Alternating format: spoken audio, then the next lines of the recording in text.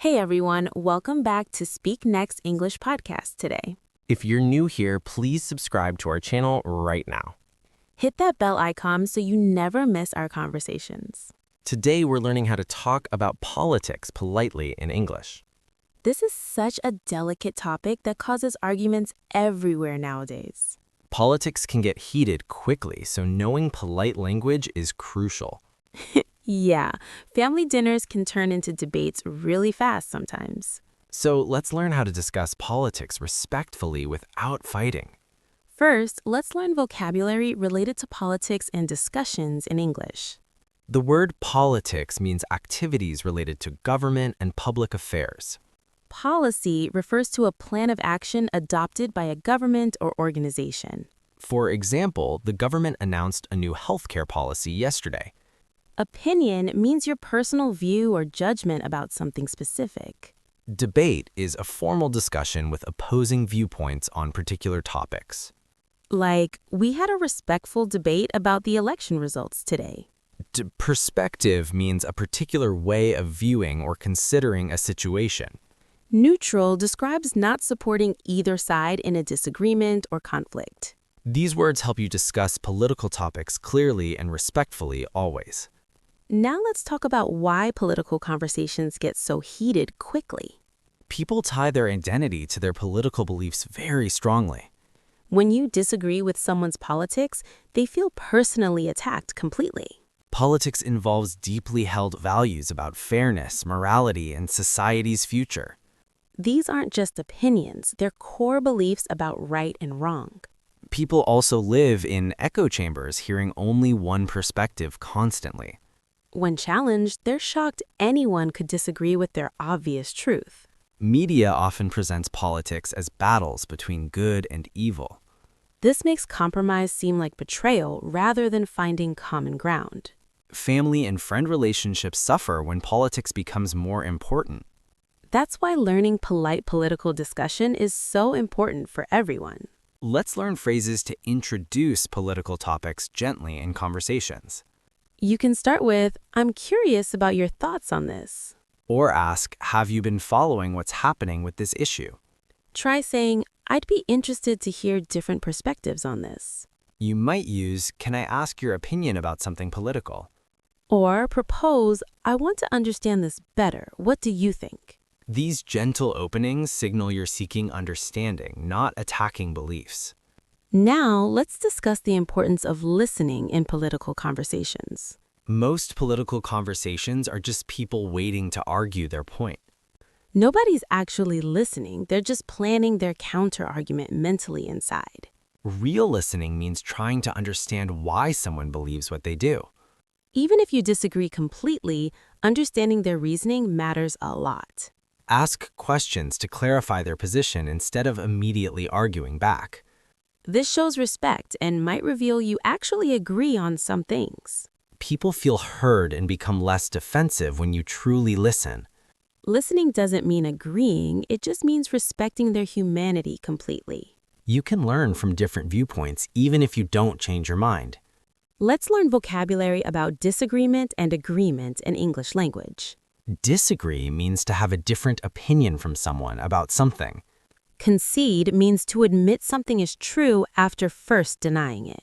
Common ground refers to shared interests or beliefs between different people. Like, despite our differences, we found common ground on education policy. Compromise means an agreement where both sides give up something to reach a solution. Respect is showing consideration for someone's feelings, wishes, or rights, always. Civil describes being polite and courteous even during disagreements with others. Diplomacy is the skill of dealing with people sensitively and tactfully. Understanding these terms helps navigate political discussions skillfully and respectfully today. Let's talk about phrases to express disagreement politely in English.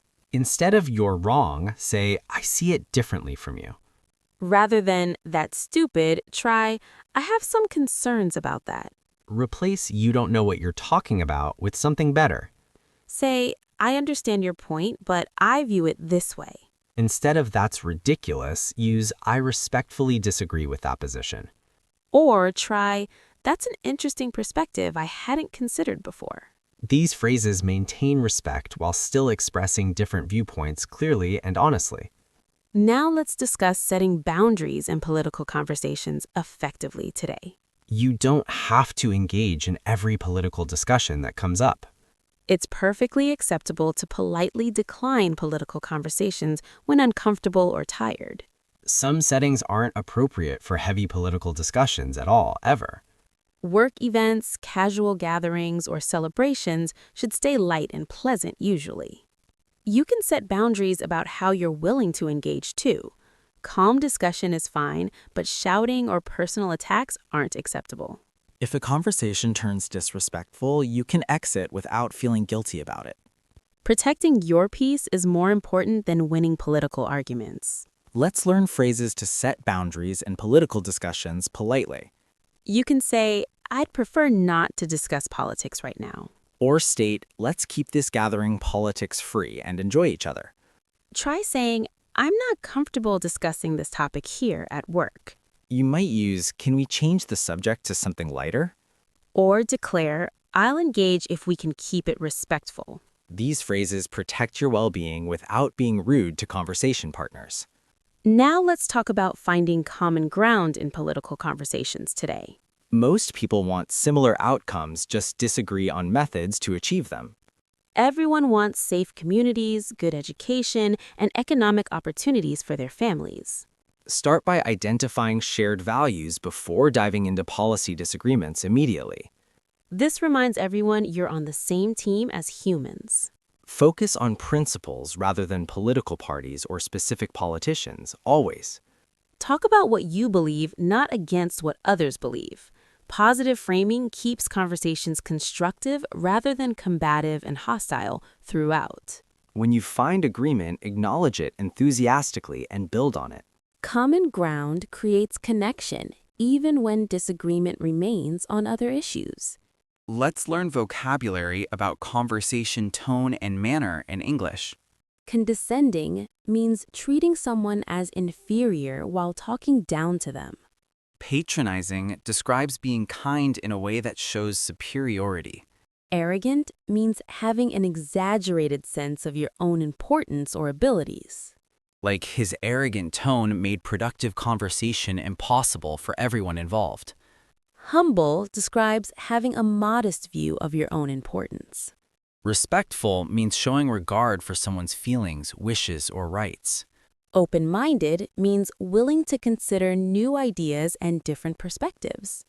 Dogmatic describes insisting something is absolutely true without considering other views.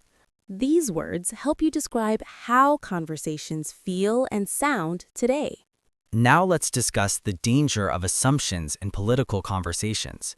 People often assume someone's entire belief system from one political statement.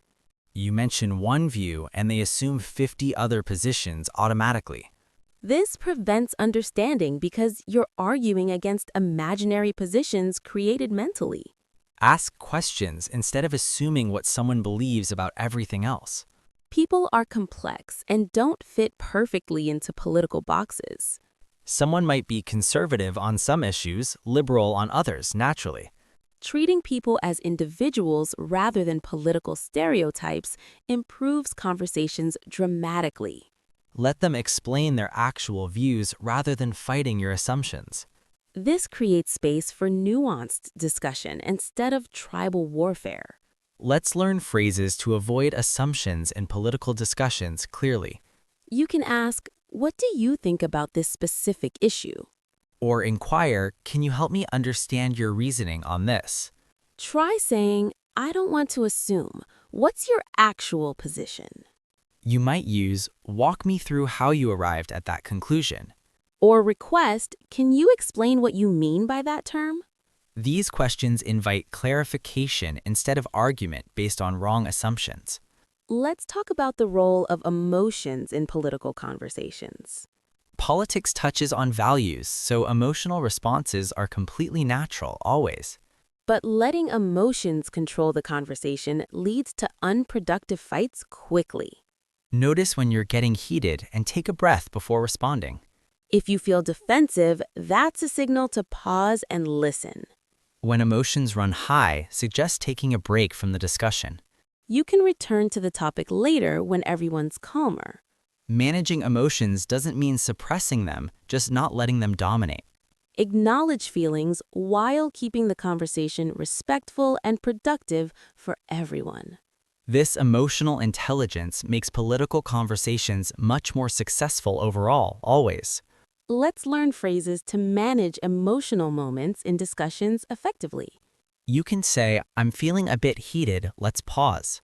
Or acknowledge, I can see this topic is emotional for both. Try stating, "Let's take a breath and continue more calmly." You might suggest, can we revisit this when we're both calmer? Or express, "I need a moment to collect my thoughts clearly." These phrases help de-escalate tense moments without ending the conversation permanently. Now let's discuss the importance of fact-checking in political discussions. Many political facts people share are actually misinformation or misunderstandings completely. Before arguing strongly, make sure your information is actually accurate and true. If someone shares questionable information, don't aggressively call them a liar. Instead, say, "I'd like to verify that before we continue discussing." Share reliable sources rather than just saying someone's wrong about everything. Be willing to admit when you're wrong about facts, too. Intellectual honesty builds credibility and trust in political conversations over time. Focused on understanding truth rather than winning arguments at all costs. Let's learn vocabulary about information and sources in English language. Fact means something that's actually true and can be verified. Opinion is a personal view or judgment not based on proof. Misinformation means false information shared without intent to deceive anyone. Like, he shared misinformation about the policy without realizing it was wrong. Disinformation is false information deliberately spread to mislead people intentionally. Source refers to where information comes from or originates. Credible describes something that can be believed or is trustworthy. Bias means prejudice for or against something, affecting judgment unfairly. These terms help discuss information quality in political conversations accurately today. Let's talk about using I statements in political conversations effectively. I statements express your views without attacking the other person directly. Instead of, you're supporting terrible policies, say, I'm concerned about this. Rather than, "You don't care about people," try, "I value this." I statements focus on your feelings and thoughts, not accusing others. This reduces defensiveness and keeps conversation focused on ideas properly. It's harder to argue with someone's personal feelings than absolute statements. I think, I believe, I feel all work better than "you are." This small language shift makes huge difference in conversation tone. Let's learn phrases using I statements for political discussions clearly. You can say, I believe this approach would work better here.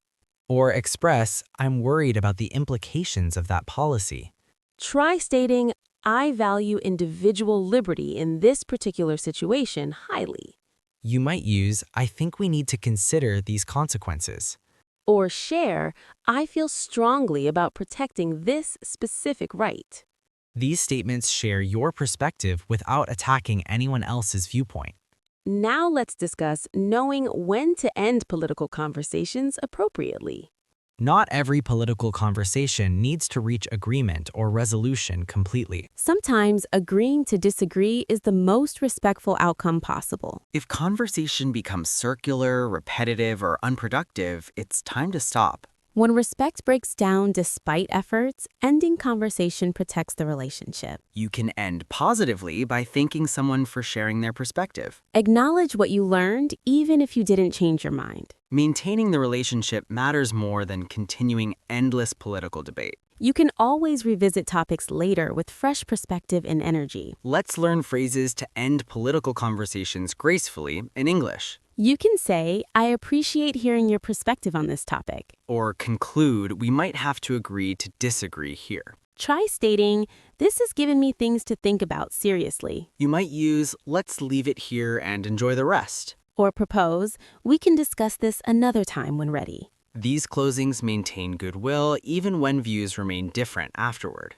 Let's talk about the importance of humility in political discussions today. Nobody has all the answers to complex political and social problems. Certainty and humility should balance in how you present your views. Admitting what you don't know builds credibility more than false confidence. Be willing to say, I'm not sure, or I need to learn more, honestly. This openness invites real conversation rather than positional warfare between people. Political views can evolve with new information and life experiences over time. Holding views tentatively rather than absolutely allows for growth and learning. Humility makes you more persuasive because people trust honest uncertainty sometimes. Let's learn vocabulary about certainty and uncertainty in English. Confident means feeling sure about something you believe or know clearly. Uncertain describes not being sure about something or having doubts. Dogmatic means being certain your views are right without considering alternatives.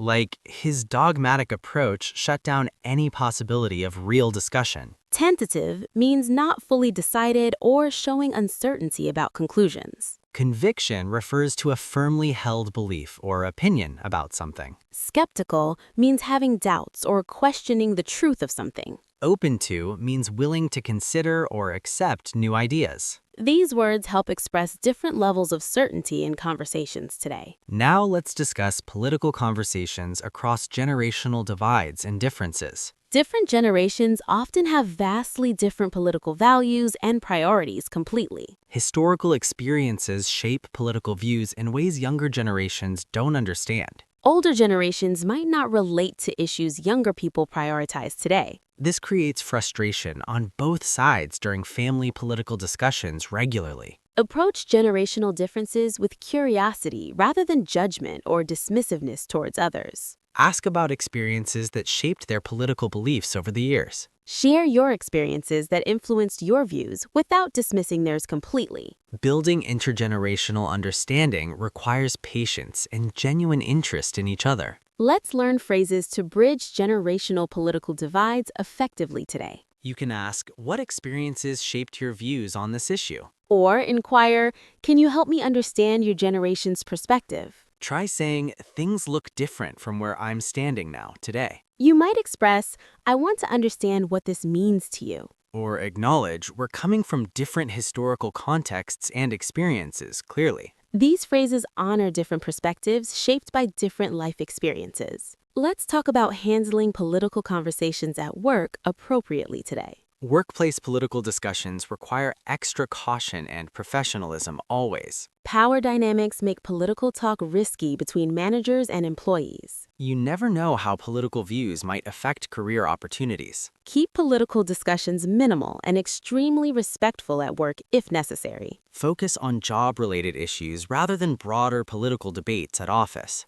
If political conversation starts, participate minimally or redirect topics gently. Your professional reputation shouldn't depend on political opinions at workplace. Let's learn phrases to navigate political conversations carefully today. You can say, I prefer to keep work and politics separate. Or redirect with, let's focus on our project deadline today. Try stating, I don't discuss politics at work as policy. You might suggest, let's grab lunch and leave politics aside. Or decline with, I'd rather not get into that here. These phrases protect your professional relationships while setting clear boundaries. All right, let's wrap up today's conversation about political discussions effectively. We've learned how to discuss politics politely and respectfully in English. Key strategies include listening genuinely, finding common ground, and managing emotions. Using I statements, avoiding assumptions, and staying humble all help tremendously. We learned when to engage and when to gracefully exit conversations. Setting boundaries protect relationships while still allowing meaningful political dialogue. Remember, relationships matter more than winning political arguments with anyone.